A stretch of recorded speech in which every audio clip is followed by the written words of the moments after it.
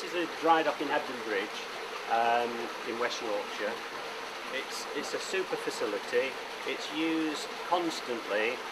You hire it for a week, and as the boat goes out, there's another one comes in. Right throughout the summer, but quite a lot in the winter as well these days, because it's such a busy one that there's not enough time in the summer.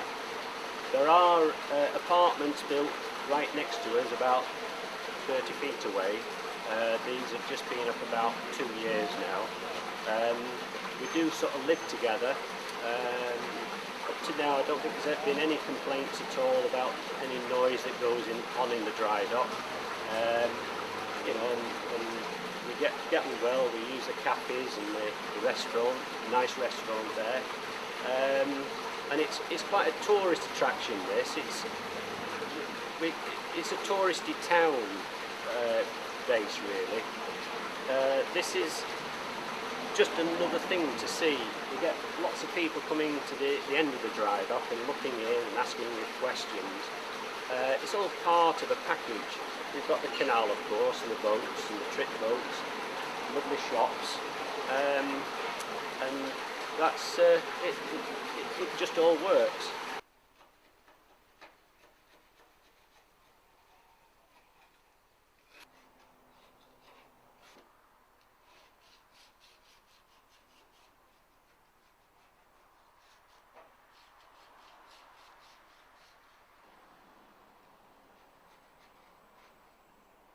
My name is Sharon Pickard. I'm the proprietor of Bronte Boats based in Hebden Bridge in the Calder Valley in Yorkshire. The Valley Council actually completely upgraded the marina. You can see the fabulous cobblestones. It's a youth programme. It's right in the centre of Hebden Bridge. We've got the canal information shop, and really it could be the heart of the actual town.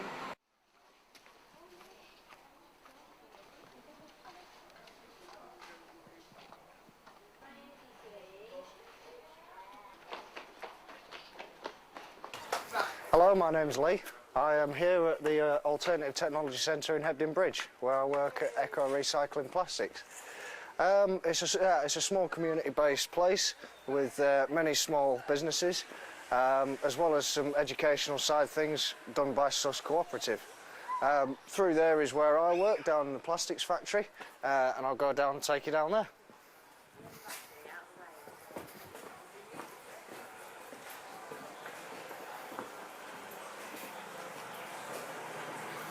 As you can see, it's a bit of a mess, but this is generally what it's like on a Monday morning. After the weekend rush, we get a lot of plastic in.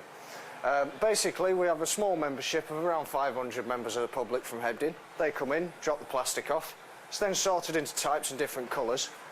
Then it gets granulated. This is milk bottles that have been granulated up. And as you can see, some of the products around you right now, like this for instance, this is a clock template that's actually been made from recycled CD cases. As well as Eco Plastics, we've got also Rob the Candleman, we've got Stuart the coin and spoon guy, can make just about anything you want out of coins, old cutlery, things like that, and he hand cuts everything. And then quite suddenly behind him there was a monument, and it went on with that email from Steve says perhaps we could... The last store here is Jeff the leather guy. He's one of the last guys of his trade actually doing this job now. Everything he makes is hand-stitched. Hebden Mill is located on the side of Hebden Bridge Canal. The canal runs right through the town. We've tried to make it as accessible to people as possible coming out to see the centre. The easiest way for people to find us is to come out onto the canal. We have a few of the people that work in the units that own boats down here. Most of the people that commute down here are either picking up the school kids around this time, but they usually tend to drop in and drop the plastic off at the same time. We have a lot of initiative things going on through in the green shop, where people can pick up free light bulbs and things like that, pick up energy saving information, even information on alternative power sources such as wind turbines and solar panels. So most people coming down this way, they do generally tend to pop in on their way down to the local supermarket at the end of the canal path.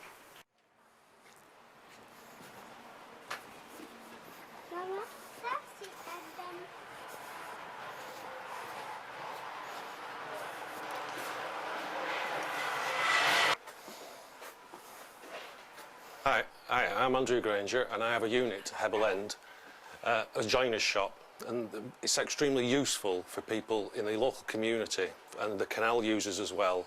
It's affordable and very important to the local community. I mainly do furniture and household repairs, kitchens for all the local people, which means I don't have to travel out of the local area. It's been absolutely dynamic for me and, well, for a lot of my customers as well. And something like this in Oxford would be superb. It's good for the canal as well and the local community.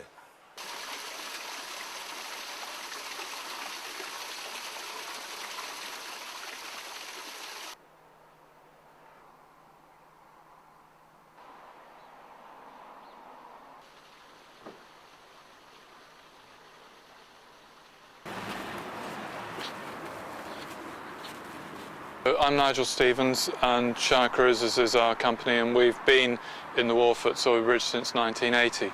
And the project, I suppose, here really dates back to the early 70s when other people saw the potential of the wharf, which was by then completely disused and not having any... the buildings were in very poor condition. On the wharf generally we have office, we have the boatyard, we have fitness training enterprises, we have a pub which has a big restaurant, and we have another restaurant which is recently opened in there and is equally successful. We have a physiotherapist, we have a cafe, we have all sorts of different things. And they're all centred around the canal. None of them would be here without the canal. If you go back 30 years and say, why don't we fill the canal in, which is the sort of thing that was being talked about, well, you can see that none of this would have happened. The buildings have been completely preserved and are there for another 200 years, which was the point that everybody had in mind all the time. So this is our wet dock, which was built as a warehouse in the late 1780s. And you can see that you could get a full-sized West Country boat, as they were called, in here and lift the goods up onto the upper floors of the warehouse. And the flats live there perfectly happily next to the boatyard. Some of these boats are residential, some of them aren't. You can't particularly tell which is which. But they all go together perfectly well, and the boats have work done on. In the winter we pull our fleet out and also other people's boats onto the bank, and we do all the underwater work that you need to do, and then they go back in and it becomes a car park during the season for our hirers. And here you can see private boats that are being worked on by their owners in various stages of that. The flats that overlook the water, that overlook the boatyard, if you like, they've got to have acoustic double glazing, and the new flats over there have acoustic double glazing, and it does seem to work, because if we were going to have complaints we would have had them from the flats there long since, and we really haven't. And they must recognise, if they buy a flat, that it's opposite a working boatyard. That is what the view is that they're buying. I'm Malcolm Gardner and I'm a construction engineer working in design on the wharf. We've been involved with the wharf probably for the last 10 years since we first came down here. We let the whole of this building, and we're just renovating another derelict Georgian building across the water. We've got a lot of interest for offices for there. People like to work near water, and because of the mix of the cafes, physiotherapists, bars, restaurants, website designers, accountants. So originally in the 1970s they wanted to put a supermarket on here, fill in the canal basin, and that was saved and then by someone buying the head leasehold, and then we bought the head leasehold to save it from another range of houses that was proposed down both sides of the canal here. So we're very happy to have rescued the basin for its present use.